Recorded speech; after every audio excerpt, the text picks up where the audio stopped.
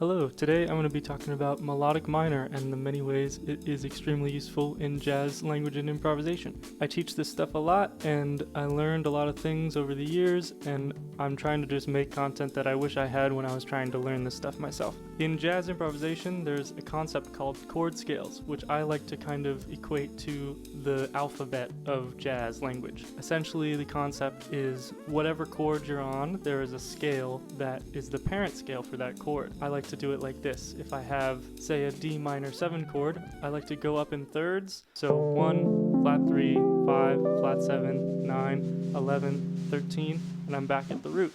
If I compress all of that into one octave, it gives me a chord scale that I can use as a kind of template of what I'm soloing over that chord. This example, when I compress it into one octave, gives me the Dorian scale, which is typically what we play over minor 7 chords in jazz language. I explain it as the alphabet because you obviously don't want to just be running up and down scales. That would be just like putting a string of letters together.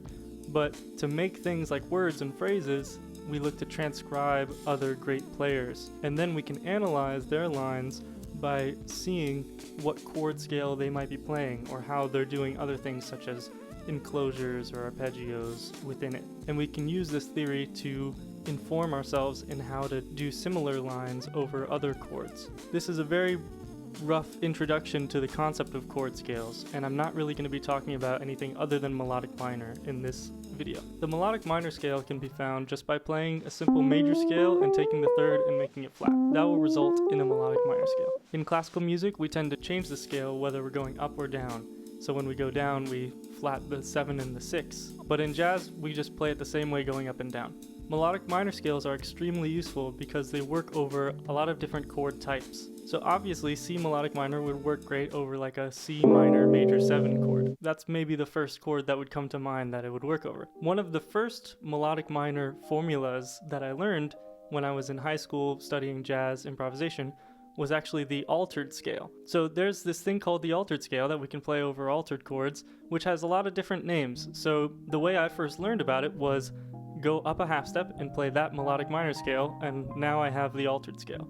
So if I were on C7 and I wanted to play the altered scale on a C7 chord, I would go up a half step, so D flat, and play the D flat melodic minor scale. And there's many different names for this scale. It's commonly called the altered scale.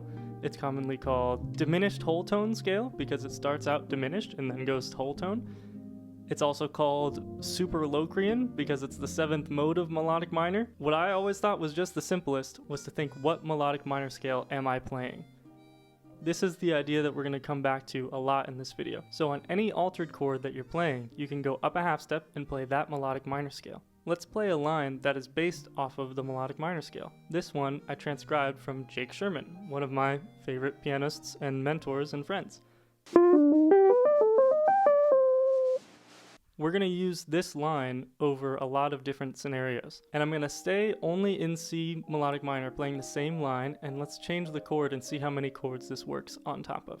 Like we were saying earlier, the first one I learned was the altered scale application. So if I were playing C melodic minor, the chord that I would play to play a half step up and play melodic minor would be B, because C is a half step above B. So here I'll play B7, and I'll play C melodic minor, and I'll play the melodic minor line. I find this works really well because if I'm purely thinking which melodic minor scale am I playing, if I play a melodic minor line that sounds very like C minor, it works very well over B7 and all these other chords. So rather than thinking of different chords, I can just play my melodic minor language over all of these different chords. The next one that I intuitively thought about was a tritone away from that. So if I'm playing an altered chord and I tritone sub my chord, but keep the same melodic minor scale, now I'm not playing an altered dominant, I'm playing a Lydian dominant sound. So if I play F7 and play C melodic minor, that's giving me a Lydian dominant sound. And I can play the same exact line over that different chord and it'll sound good. This makes sense because altered dominants are basically just tritone subs of Lydian dominants. I remember back in high school we were playing Cantaloupe Island and that D flat 7 chord came up, and at first I tried playing it altered and it didn't work. And I realized, wait, A flat melodic minor is the scale that works over this. That's a tritone away from D. There must be a relationship there between altered chords and Lydian dominant chords. And I was right. I would say that the next most common application would be on minor 7 flat 5 chords. One of my favorite ways to play over minor 7 flat 5 chord is to go up a minor third and play that melodic minor scale. In this example, I'm playing A minor 7 flat 5, which is basically the same as C minor 6, by the way, and C is up a minor third. C melodic minor works on top of this chord. I've heard people recently describe this scale as Locrian natural 2. Rather than feeling like you have to learn a whole new scale called Locrian natural 2, you can just think of it this way, that you're playing melodic minor again, and all your melodic minor language will work on top of this chord in this application. A lot of times when I'm soloing, I've mapped out these formulas in my head, so when I'm on a chord and I want to apply melodic minor, I can think which melodic minor scale works over this chord, and I can simply play melodic minor language that I've transcribed on top of it. It takes a while to make those connections, and it's kind of like doing algebra, like, oh, I'm on a minor 7 flat 5 chord. I have to find up a minor third. What's up a minor third? Now let's play that melodic minor scale. What melodic minor scale is that? Now let's play the line. But trust me, in the end, it's very, very helpful, and our goal is to take one simple idea, say melodic minor lick, and find exactly how many ways we can apply that one idea. It helps you get a lot of mileage out of one simple phrase if you can play it over 7 different chords. Another cool application would be if I were playing D sus lat 9. This is basically like playing the 5 of G, but instead of playing 2-5, implying the backdoor 2-5 instead, which would be C minor 7 to F7 sharp 11, which is one of the chords we just did. So if I'm implying those backdoor 2-5 changes on top of the 5 sus chord, it gives me this sound.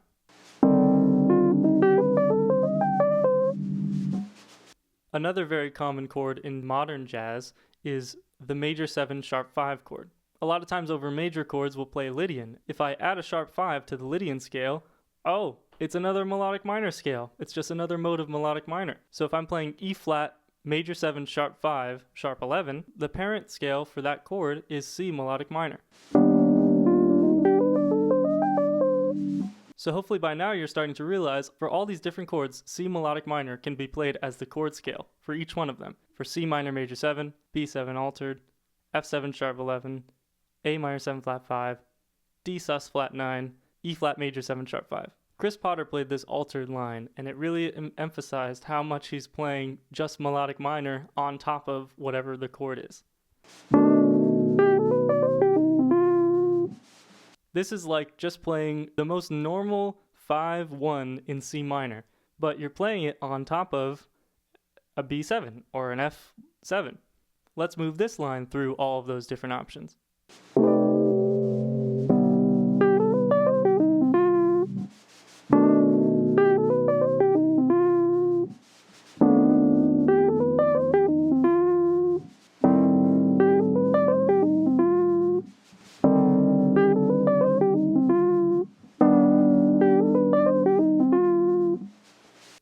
Most of the time when I practice now, I transcribe a thing, I write it down, say it's a melodic minor line.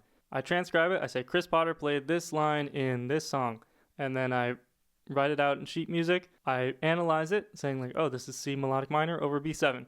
Next, I want to get that line under my fingers in all 12 keys.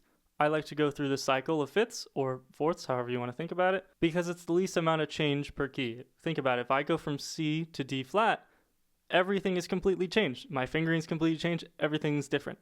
But if I go from C to F, all I have to do is worry about one black note. I just have to add that B flat, and my fingering is probably going to be very similar for at least a few keys, and if I have to change it, then my fingering is going to stay similar for at least another couple keys. After I have done this, I now have that line under my fingers in all 12 keys. And hopefully I still remember all the many different applications of melodic minor over different jazz chords. Now I can practice applying what I've learned to a song.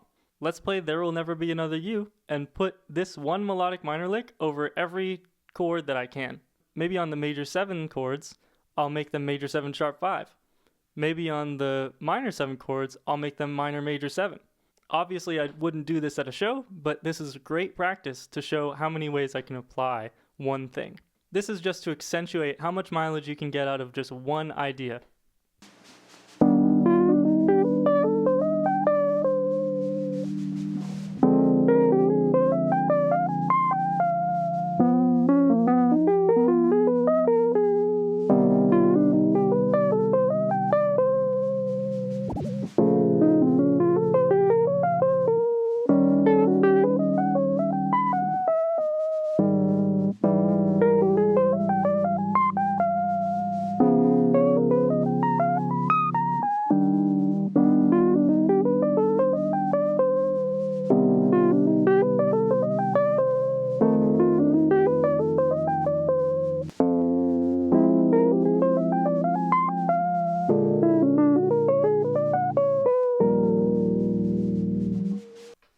I hope you found this video helpful. I hope you have a lot of new stuff to practice with melodic minor and applying them over different chords. I think you'll find it extremely helpful in your journey to improve in jazz improvisation. If you like this video, please consider subscribing. I also teach private lessons where I talk about this stuff a lot. I'd be happy to answer any questions you have in the comments. Take care, happy practicing.